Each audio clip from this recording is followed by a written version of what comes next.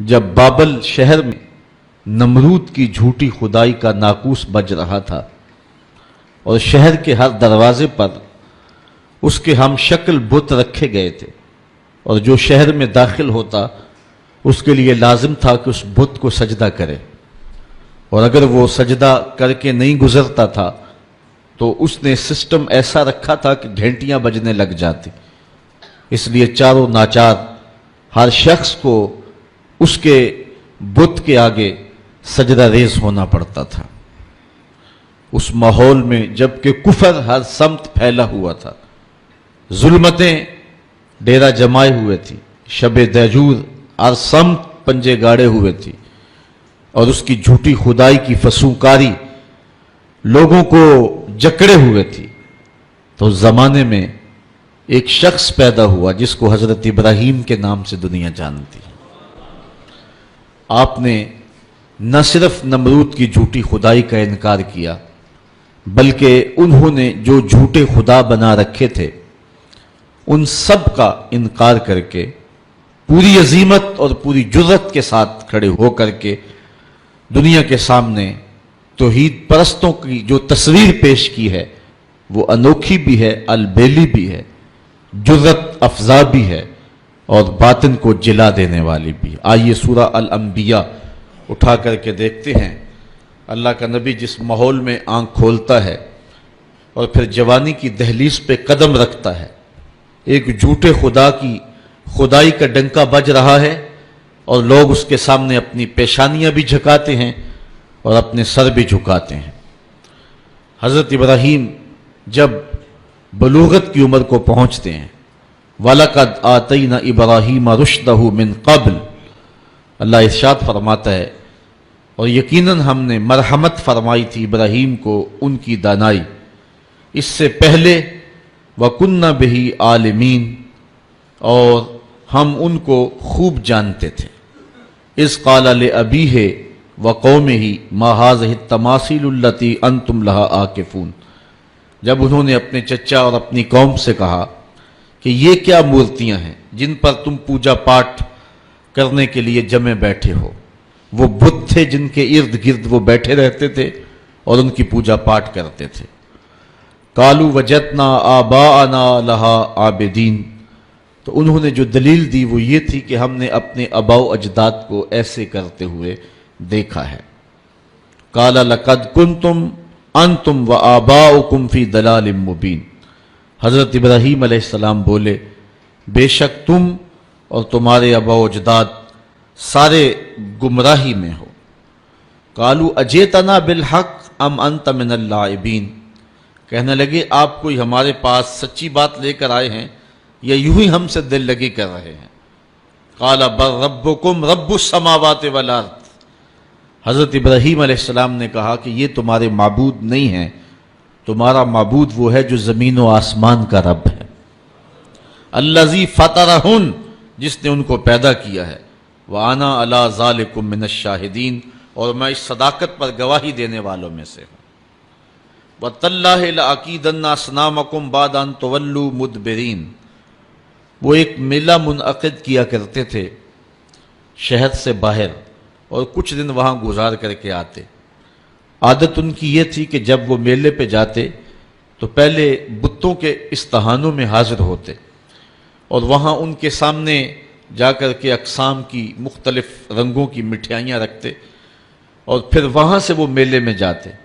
جب واپس پلٹتے تو سب سے پہلے وہ اپنے بت قدوں میں آتے اور اپنے بتوں کو سلام کرنے کے بعد پھر اپنے گھروں کو پلٹتے۔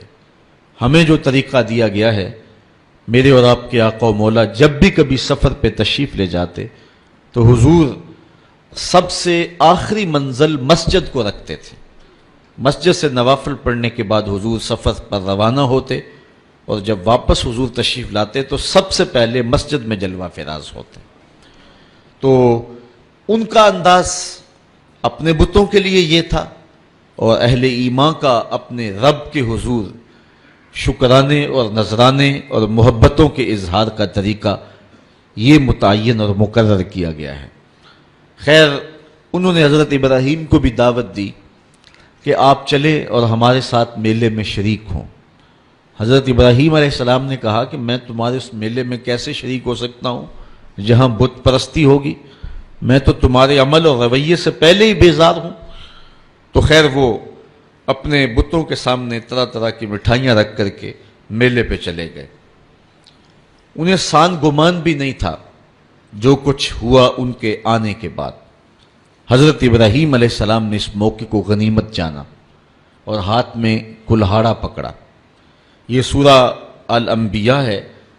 سورہ الصافات اٹھائیں، اللہ تعالیٰ جل شانہ نے وہاں سورہ الصافات کے اندر حضرت ابراہیم علیہ السلام کے اس ارادے کی تکمیل کو جو انہوں نے یہاں کیا تھا کہ میں ایک دن تمہارے بتوں سے نپٹ لوں گا، تو آپ ان کے بت خانے کے اندر کلہاڑا لے کر کے تشریف لائے۔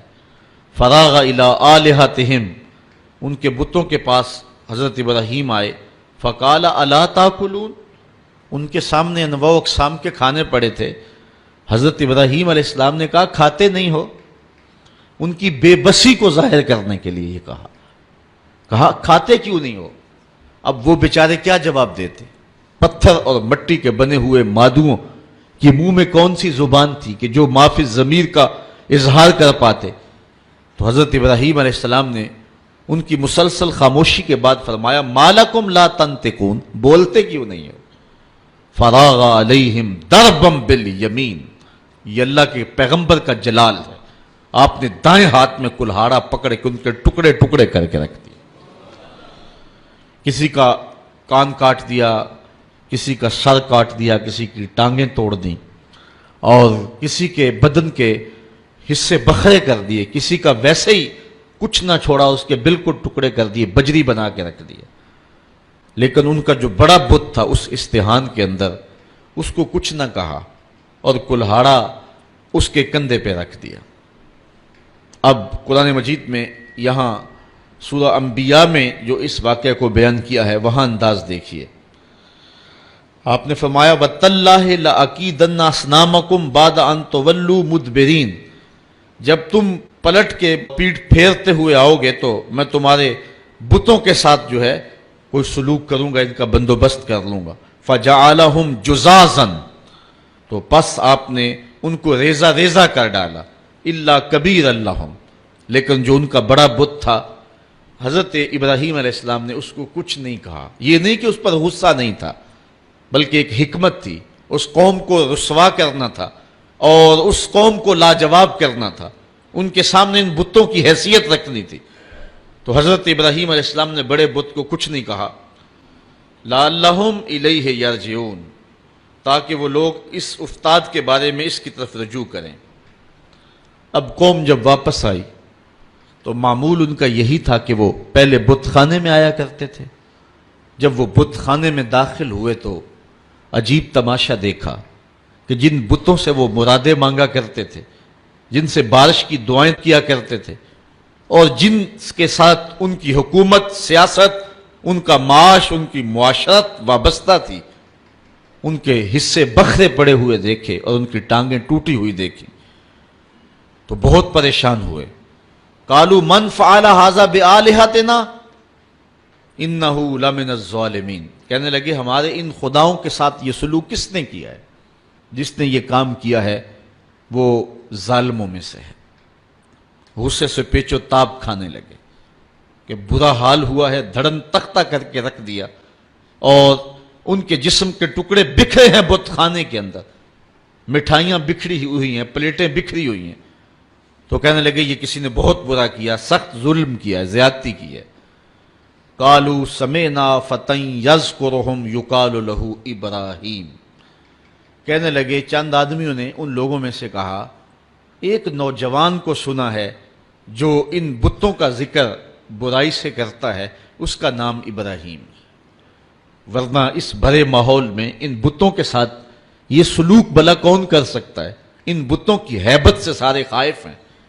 ایک بندہ ہے اس پورے معاشرے کے اندر جو جرأت کے ساتھ ان بتوں کے خلاف بولتا ہے، اس کو ابراہیم کہتے ہیں، یہ سب کچھ اسی کا کیا دھرا ہوگا۔ قالوا فاتوا به علی اعین الناس لعلهم یشهدون، کہنے لگے پھر پکڑ کر لاؤ اسے سب لوگوں کے سامنے، لوگوں کے روبرو وہ اس کے متعلق کوئی شہادت دیں. جن لوگوں نے اس شخص کو ابراہیم کو ان بتوں کی برائی بولتے ہوئے دیکھا ہے وہ کہیں کہ واقعی یہ بتوں کا مخالف ہے اور یہ الزام ہم اس پہ لگائیں کہ اس نے یہ کیا ہوا ہوگا اور پھر اس کو سزا دیں. حضرت ابراہیم علیہ السلام لے آئے گئے اور ان کو پکڑ کر کے گرفتار کر کے جو ہے وہ بادشاہ کے دربار میں حاضر کر دیا گیا. آیان سلطنت بھی بیٹھے ہیں، وزراء بھی بیٹھے ہیں، مشیر بھی بیٹھے ہیں، خود نمرود بھی بیٹھا ہے، پجاری بھی اور ان استہانوں کے اور ان بت خانوں کے پروہت بھی بیٹھے ہوئے ہیں، منتیں ماننے والے، دعائیں مانگنے والے، ان کو اپنا معبود سمجھنے والے، اپنی پیشانی ان کے چرنوں میں رکھنے والے سارے بیٹھے اور اپنے بتوں کی بدحالی پہ پیچ و تاب کھا رہے ہیں. سارا غصہ حضرت ابراہیم پر آیا اور حضرت ابراہیم علیہ السلام کو بلا کر کے لوگوں کے سامنے نمرود اپنی پوری تمکنت کے ساتھ، پورے رعب اور شاہی جلال کے ساتھ اور پورے غرور اور دبدبے کے ساتھ اس مجلس میں موجود ہے. ہزاروں کا یہ اجتماع ہے، اللہ کی توحید کا ایک واحد پرستار. حضرت ابراہیم اس ماحول میں ان کو پکڑ کے لایا جاتا ہے. قالوا اانت فعلت ھذا بآلہتنا یا ابراہیم، ایک دم چھٹ پڑے، بولے اے ابراہیم ہمارے ان بتوں کے ساتھ، ہمارے ان خداؤں کے ساتھ یہ سلوک تم نے کیا. پھر حضرت ابراہیم نے کیا جواب دیا؟ قال بل فعلہ کبیرہم ھذا، ان کے بڑے نے کیا ہوگا.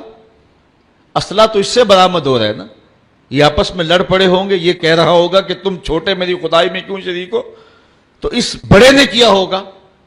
پھر آگے فرمایا فاسألوہم ان کانوا ینطقون، اچھا یہ نہیں بتاتا تو جن کے ساتھ یہ قیامت ٹوٹی ان سے پوچھ لو کہ تمہارے ساتھ یہ قیامت کس نے توڑی. یہ اپنے دکھ کی بپتا خود سنائیں نا، اپنی داستان سرائی خود کریں. ان کے ساتھ یہ قیامت کس نے توڑی، کس نے ظلم کیا ان کے ساتھ. پہلے تو کلہاڑا جس سے برآمد ہو رہا ہے، ان کا جو بڑا ہے اس نے کیا ہوگا.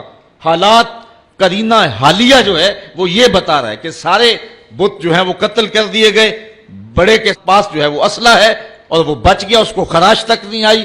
یقیناً ان کی آپس میں کوئی لڑائی ہو گئی ہوگی، اس بڑے نے چھوٹوں پہ حملہ کر دیا اور ان کے ٹکڑے ٹکڑے کر کے رکھ دیا اور خود سلامت رہا، تو اس نے کیا ہوگا. اچھا اگر اس نے نہیں کیا ہے تو یہ نہیں بتا رہا، تو چلو جن کے ساتھ یہ قیامت ٹوٹی ہے ان بیچاروں سے پوچھ لو تمہاری ٹانگیں کس نے کاٹ دی، تمہارے سر کس نے توڑ دیے، تمہارے کان کس نے کاٹ دیے، تمہاری ناک کس نے توڑ دی. حضرت ابراہیم علیہ السلام کے لفظوں کی کاٹ کلہاڑے کی کاٹ سے بھی زیادہ تھی. اللہ اکبر، اللہ کا نبی بول رہا ہے اور نمرود کا دربار ہے، سارے مخالف ہیں، بتوں کے ماننے والے اور ان کو اپنا معبود برحق سمجھنے والے. ایک جوان اللہ کی توحید کا واحد پرستار میدان عمل میں کھڑا ہے. حضرت ابراہیم علیہ السلام نے ذرا لفظوں کی کاٹ دیکھیے اور حضرت ابراہیم کا لہجہ دیکھیے. قالا بل فعلہ کبیرہم ھذا، ان کے اس بڑے نے کیا ہوگا.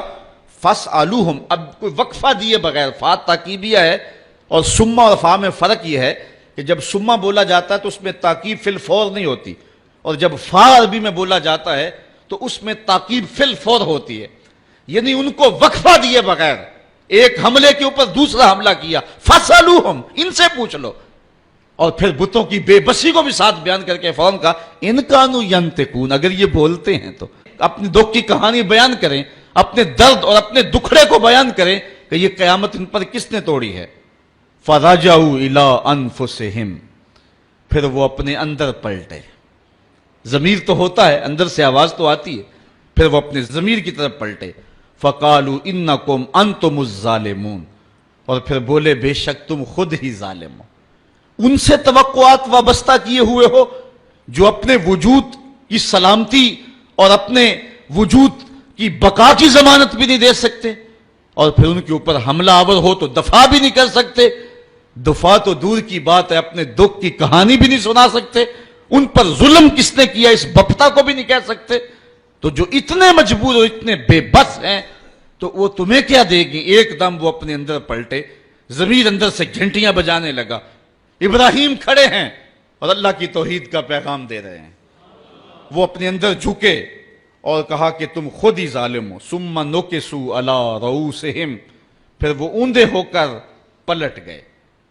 اندر کی ظلمت، اندھیرا اور ان بتوں کا وہ پیار جو ان کے اندر رچا بسا تھا، پھر وہ دوبارہ پلٹے اور حضرت ابراہیم سے مخاطب ہو کے کہا لَقَدْ عَلِمْتَ مَا هَؤُلَاءِ يَنْطِقُونَ.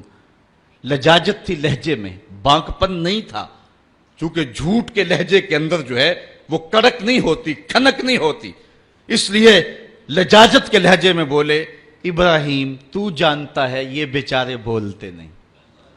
بس ان کے یہ کہنے کی دیر تھی کہ اللہ کا نبی اٹھ کے کھڑا ہو گیا.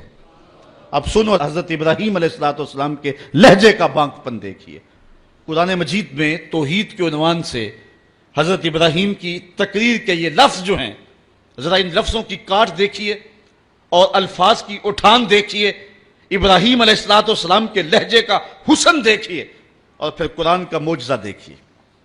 میرے پاس وہ لہجہ نہیں ہے کہ ان لفظوں کو اس انداز سے پڑھ سکوں کہ وہی کے پڑھنے کا جو طریقہ اور سلیقہ اہل زبان رکھتے ہیں، لیکن میرے ٹوٹے ہوئے لہجے کے اندر بھی آپ ان لفظوں کا حسن ملاحظہ کر سکیں گے کہ کس قدر اللہ کے نبی حضرت ابراہیم علیہ السلام کھڑے ہو کر کے اللہ کی توحید پر گفتگو کر رہے ہیں. اور یہ موقع حضرت ابراہیم تلاش کر رہے تھے، اور یہ سارا جو کچھ کیا تھا اس موقع کو پیدا کرنے کے لیے حضرت ابراہیم نے کیا تھا.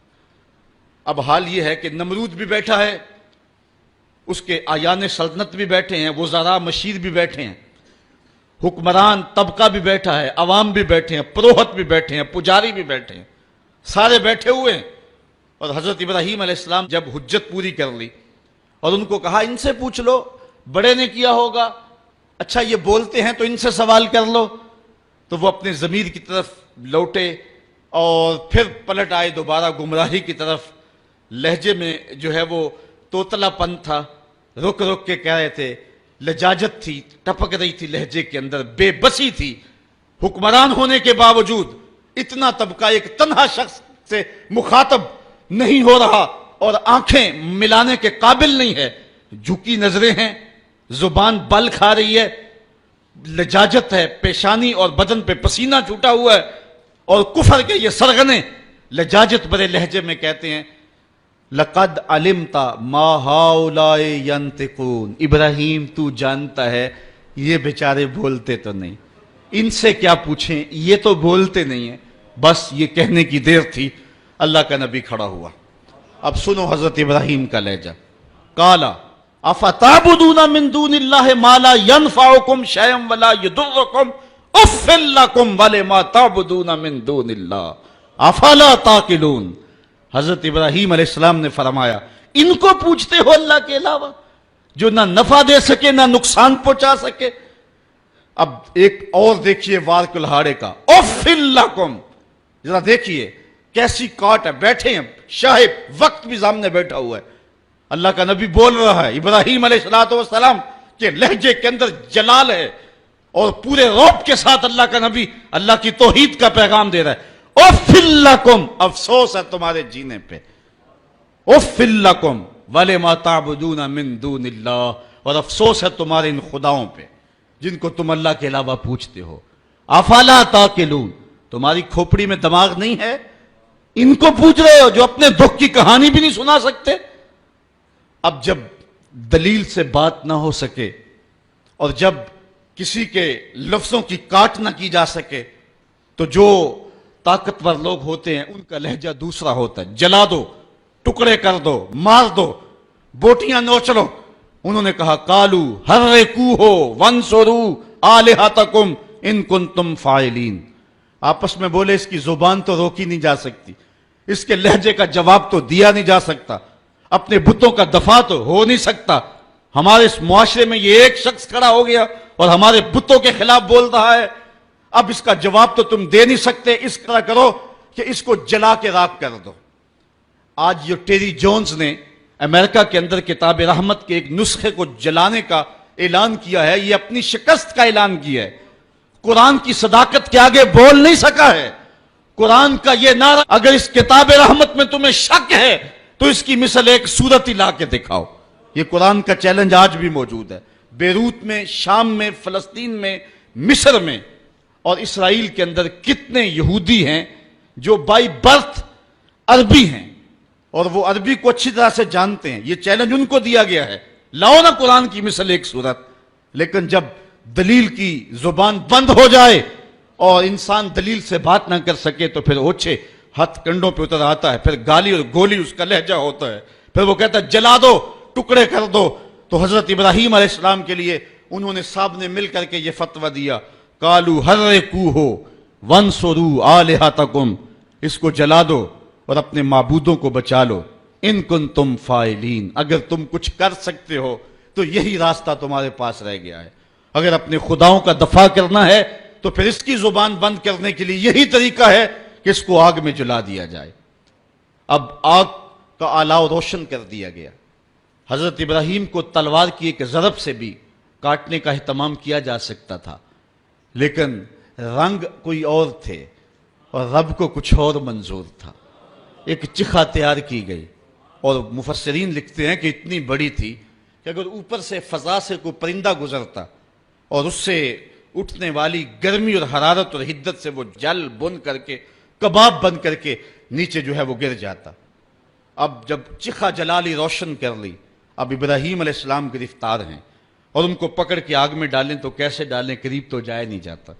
ایک منجنیق تیار کی، اس کے ایک پلڑے میں حضرت ابراہیم علیہ السلام کو بٹھایا، ان کے بدن پہ رسیاں جو ہے وہ باندھی اور ان کو جکڑ کر کے اس منجیق میں رکھا کہ اس کو گھما کر کے اس آگ میں ڈال دیں گے. جب منجیق کو گھمایا جانے لگا، کارکنان قضاء و قدر میں کوہرام مچ گیا. مالک اس دھرتی پہ تیرا ایک ہی تو پرستار ہے، تیرا ایک ہی تو پوجنے والا ہے، اگر یہ بھی نہ رہا تو پھر تیری توحید کا اعلان کون کرے گا. لیکن فطرت مسکرا کے کچھ اور کہہ رہی تھی، فانوس بن کے جس کی حفاظت ہوا کرے، وہ شمع کیا بجھے جسے روشن خدا کرے. حضرت ابراہیم علیہ السلام اس منجیق میں ڈال لیے گئے. ذرا دیکھیے توحید پرست کا لہجہ، جس دھج سے کوئی مقتل میں گیا وہ شان سلامت رہتی ہے، اس جان کی کچھ پرواہ ہی نہیں، یہ جان تو آنی جانی ہے.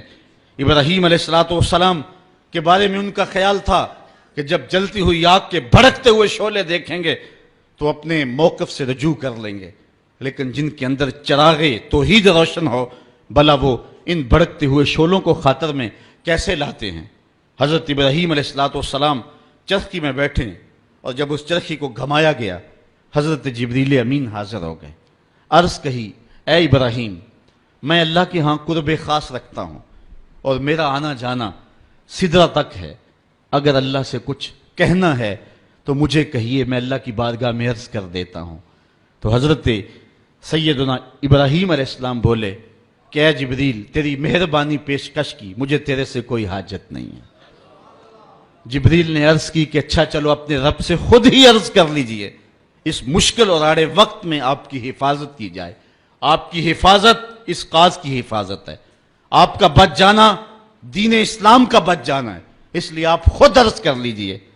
حضرت ابراہیم بولے، اے جبریل امین، مجھے یہ بتاؤ، کافروں کے دل میں یہ بات کس نے ڈالی کہ میرے لیے آگ کے یہ الاؤ روشن کیے جائیں؟ کہا رب جلیل نے. کہا اگر جلیل کی یہ مرضی ہے تو پھر خلیل کی بھی یہی مرضی. جے سونا میرے دکھ وچ راضی تے میں سکھ نو چلے ڈاواں، اگر اس کی رضا ہے کہ میں جلوں تو میں 100 بار جلنے کے لیے تیار ہوں. اچھا، انہوں نے اس منجنیق کو گھما کر کے حضرت ابراہیم علیہ السلام کو آگ میں ڈالا. حوروں کی چیخیں نکل رہی تھی، عرش مولا تھرا رہا تھا. کارکنان قضاء و قدر پریشان تھے کہ دھرتی پر ایک ہی رب کی توحید کا متوالا اور اس کو بھڑکتی ہوئی آگ کے شعلوں پہ ڈالا جا رہا ہے، لیکن قدرت نے جو دکھلانا تھا وہ کچھ اور تھا. جب حضرت ابراہیم کو گھما کر کے آگ میں ڈال دیا گیا، ادھر حضرت ابراہیم آگ میں پہنچے، ادھر آگ کو رب کا سندیسہ پہنچا. قلنا یا نارو کونی بردم و سلامن علی ابراہیم. ہم نے آگ سے کہا، اے آگ ٹھنڈی ہو جا، اتنی ٹھنڈی بھی نہ کہ میرے خلیل کو سردی لگ جائے، ٹھنڈی بھی سلامتی کی ہونا، میرے ابراہیم پہ ٹھنڈی ہو جا. حضرت ابراہیم علیہ السلام اس آگ میں آ گئے. باہر تو بھڑکتے ہوئے شعلے تھے، اندر جنت کی ہوائیں چل رہی تھی. ایک دن نہیں، 2 دن نہیں، 40 دن تک اللہ کا خلیل اس آگ میں رہا ہے. 40 دن تک حضرت خلیل اللہ اس آگ کے اندر رہے. اندر گلزار بنا ہوا تھا، جنت کا ماحول تھا، فردوس کی جو ہے وہ بہاریں تھیں، اور باہر آگ جل رہی تھی. باہر کوئی جاتا تو وہ دور سے بھاگ آتا. اب ان کا تو خیال تھا کہ راکھ بھی نہیں بچی ہوگی، لیکن آگ کے جب شعلے سرد ہوئے اور جب کوئلے بجھے تو حضرت ابراہیم کوئلوں پہ چلتے ہوئے یوں آ رہے ہیں جس طرح کوئی نازنین پھولوں پہ چلتا ہوا آتا ہے. حضرت ابراہیم علیہ السلام سے پوچھا گیا زندگی کے بہترین لمحے کون سے گزرے ہیں؟ کہا وہی لمحے جو نار نمرود کے اندر گزار کے آیا ہوں. وصل کی وہ لذتیں اور وہ گھڑیاں اور وہ ساعتیں، وہ خوش نصیب گھڑیاں میں نے جو پائی ہیں، دل ڈھونڈتا ہے وہی فرصت کے رات دن بیٹھے رہیں تصور جانا کیے ہوئے. وہ خاص گھڑیاں تھی، وہ خاص لمحے تھی. اب اقبال کا لہجہ یہاں دیکھیے. پختہ ہوتی ہے مصلحت اندیش و عقل، عشق مصلحت اندیش ہو تو ہے کام ابھی. بے خطر کود پڑا آتش نمرود میں عشق، عقل ہے محو تماشائے لبے بام ابھی.